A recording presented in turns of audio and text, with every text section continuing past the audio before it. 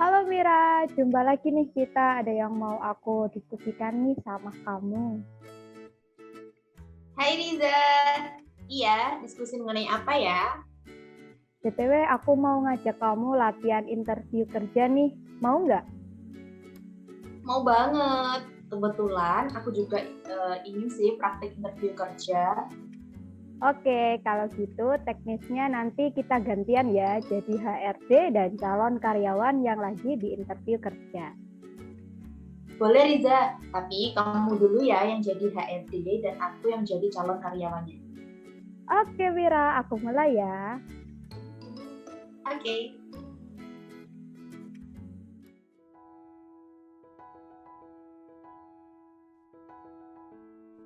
Selamat pagi Mbak. Coba langsung saja ya perkenalkan diri, ceritakan tentang latar belakang Anda. Selamat pagi juga Ibu. Terima kasih atas kesempatan yang diberikan. Perkenalkan, nama saya Sofiana Mira Firdaus. Saya lahir dan besar di Kota Bojonegoro. Saya merupakan mahasiswa tingkat akhir jurusan akuntansi di Universitas Internasional Semen Indonesia. Saya memiliki pengalaman dalam berbagai organisasi dan kepanitiaan, baik internal maupun eksternal kampus. Saya pernah mengikuti lomba simulasi bisnis internasional dan menjadi juara dengan membawa nama Indonesia. Saya juga mempunyai pengalaman magang di perusahaan BUMN dan lembaga pemerintah. Saya memiliki ketertarikan yang tinggi dan antusias dalam mempelajari bidang keuangan, perpajakan, dan human resource.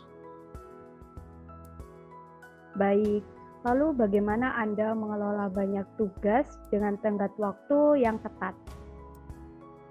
Baik, jadi saya membuat daftar tugas atau to-do list terlebih dahulu. Kemudian saya akan membagi tugas menjadi dua kelompok besar antara tugas mendesak dan tugas penting. Kemudian langkah selanjutnya saya akan menyelesaikan tugas yang paling mendesak atau paling mendekati jadwal atau deadline. Bagaimana Anda mengatur hari-hari Anda? Baik, jadi setelah mendapat materi mengenai time management, saya mulai menerapkan teknik manajemen waktu yang diciptakan oleh Dwight Eisenhower dengan memisahkan hal-hal ke dalam 4 kategori, yaitu yang pertama penting dan mendesak, kemudian yang kedua penting namun tidak mendesak, yang ketiga mendesak namun tidak penting, dan yang keempat tidak mendesak dan tidak penting. Seberapa tahu Anda tentang PT Sisi? PT Sisi merupakan anak usaha dari PT Semen Indonesia yang bergerak di bidang teknologi, informasi, dan komunikasi. Resmi didirikan pada tanggal 9 Juni 2014, PT Sisi dibentuk berdasar dari pengalaman mengelola ICT dari Semen Indonesia Group selama lebih dari 15 tahun. Saat ini, PT Sisi di bawah kepemimpinan Ibu Tina Testiana Kemala Intan sebagai komisaris utama dan Bapak Arsa Pambugi sebagai direktur utama.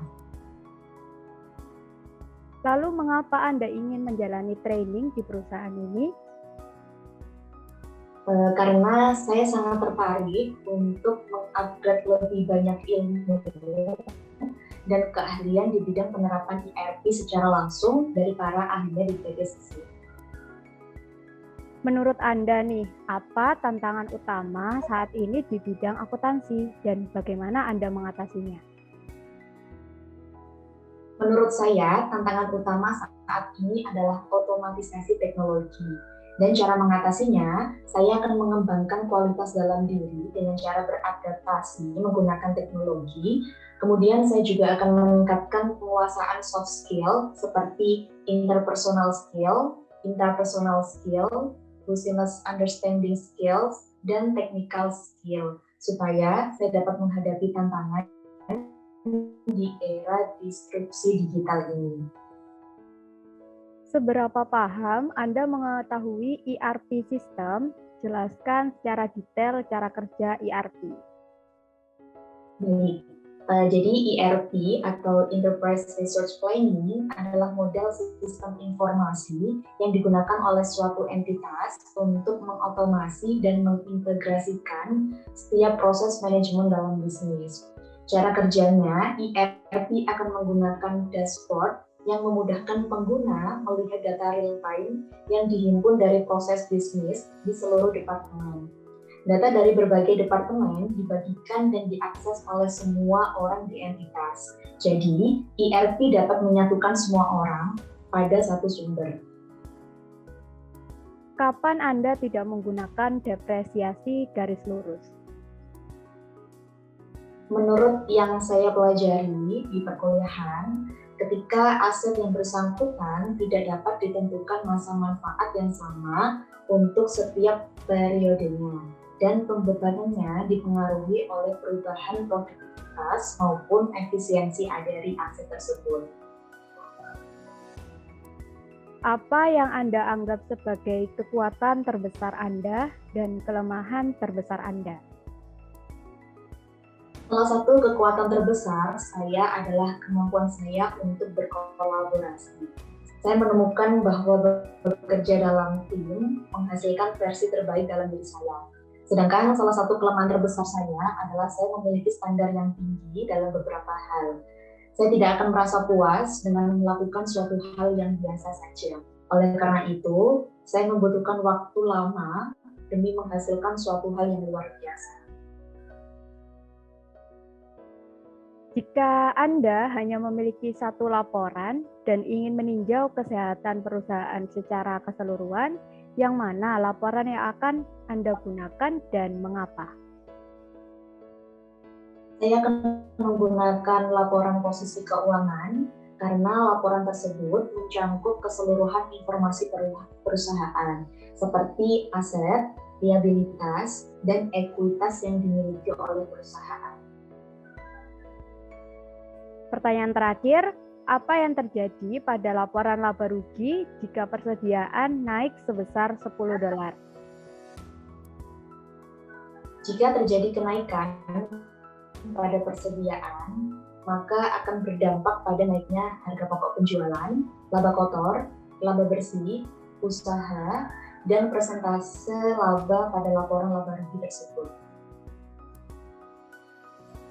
Baik, terima kasih Sofia atas waktunya. Silakan untuk live terlebih dahulu. Ya, terima kasih Ibu. Selamat pagi Mbak Hariza. Langsung saja ya. Coba ceritakan tentang latar belakang Anda. Baik, terima kasih. Selamat pagi Ibu. Perkenalkan, nama saya Hariza Rahma. Dulu saya pernah menjadi Sekretaris Himpunan Mahasiswa Akuntansi 2020, Ketua Divisi SC Orientasi Mahasiswa Baru Akuntansi 2020, dan menjadi partisipan Kampus Mengajar Angkatan 1 2021.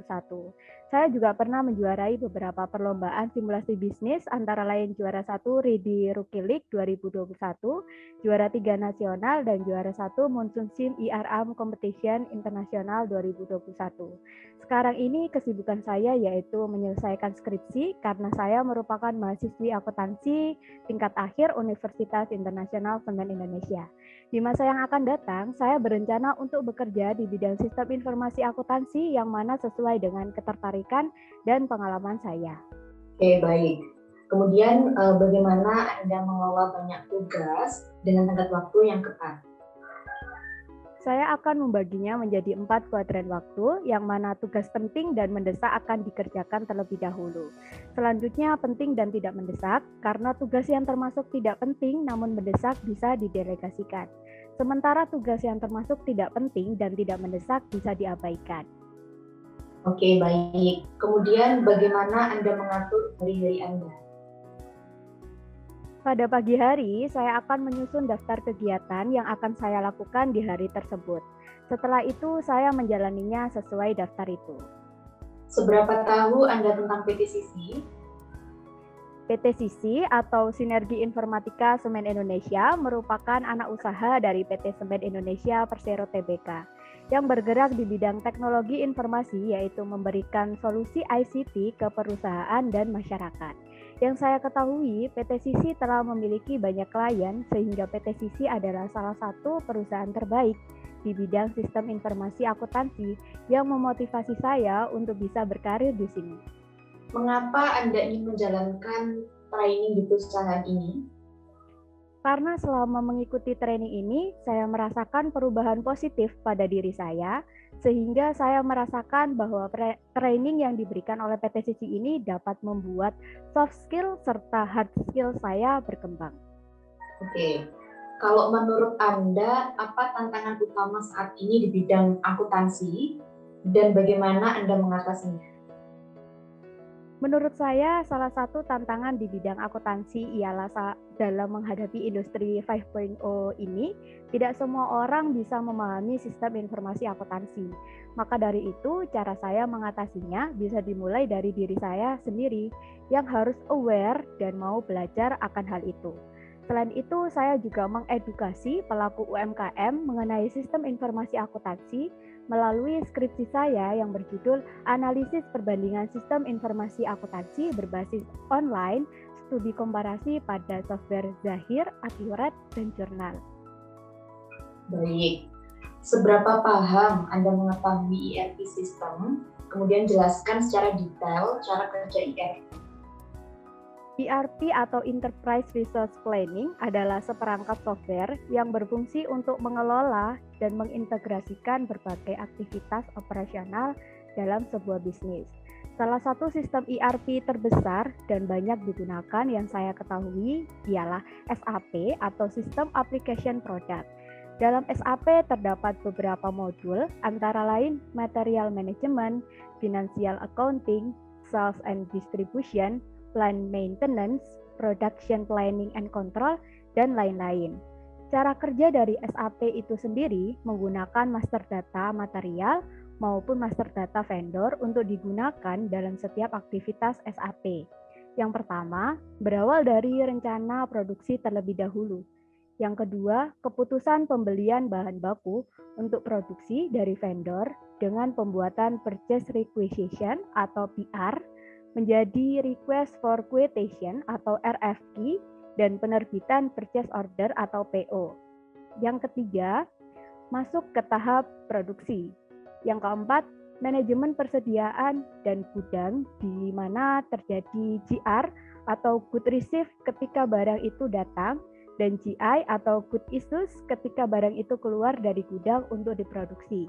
Yang kelima, terjadinya penjualan dan distribusi kepada pelanggan. Nah, selain 5 tahap tersebut, juga ada plan maintenance dan juga financial and costing yang akan digunakan untuk membuat laporan keuangan konsolidasi. Oke, baik. Kemudian, kira-kira kapan Anda tidak menggunakan metode depresiasi garis lurus? Depresiasi adalah biaya yang timbul karena penggunaan aset tetap. Jadi biaya depresiasi muncul karena aset tetap yang digunakan mengalami penurunan manfaat atau penurunan kualitas. Biasanya disebut dengan penyusutan. Dari yang saya pelajari selama mengikuti training PT Sisi, saya mengetahui bahwa depresiasi tidak digunakan untuk aset under construction atau AUC.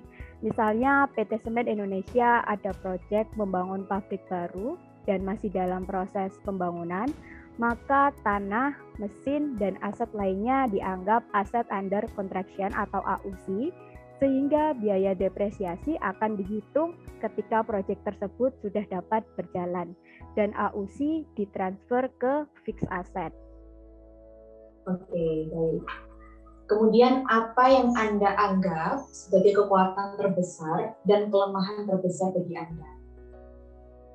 Kekuatan saya adalah saya orangnya optimis dan gigih untuk menemukan solusi atas sebuah masalah. Saya juga memiliki jiwa sosial yang cukup tinggi untuk mudah beradaptasi dan kemauan keras untuk belajar.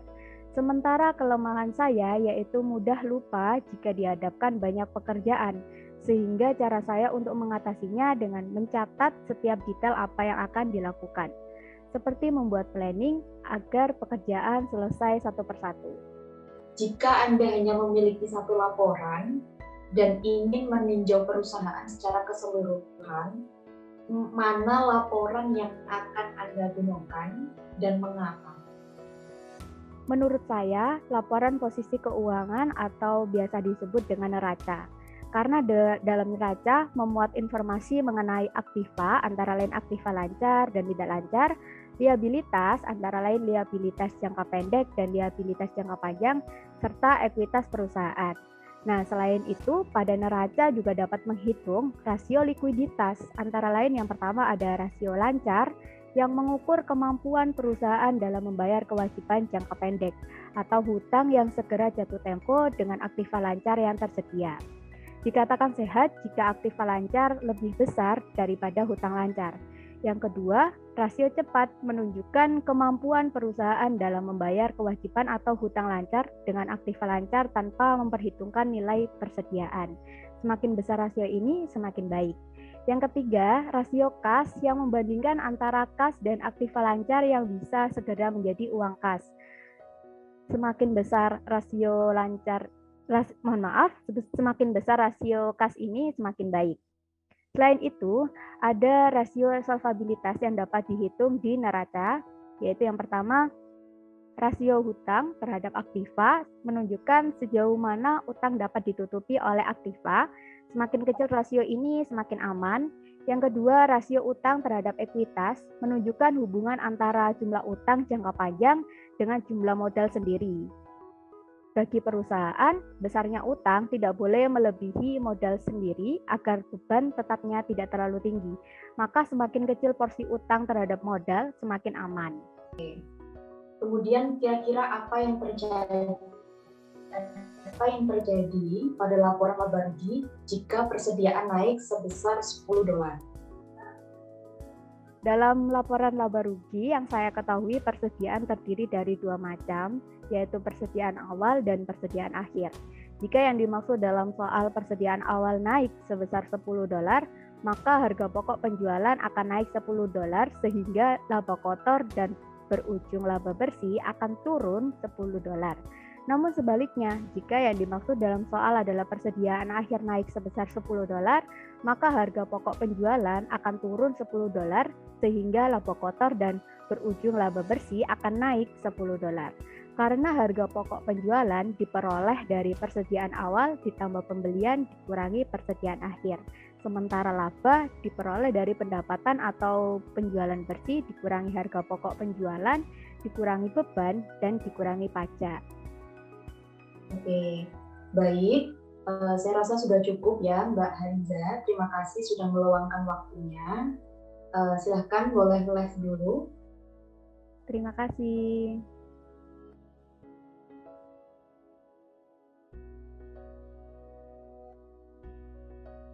Oh iya Za, setelah kita selesai latihan interview tadi, aku ngerasa kalau interview kerja nggak sesulit yang dikatakan orang-orang ya.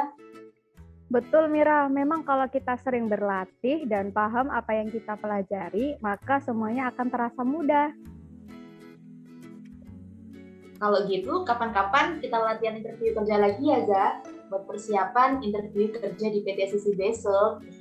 Siap Mira, ayo kita sama-sama belajar lebih dalam lagi mengenai interview kerja. Siapa tahu besok kita lolos kerja di PT Sisi.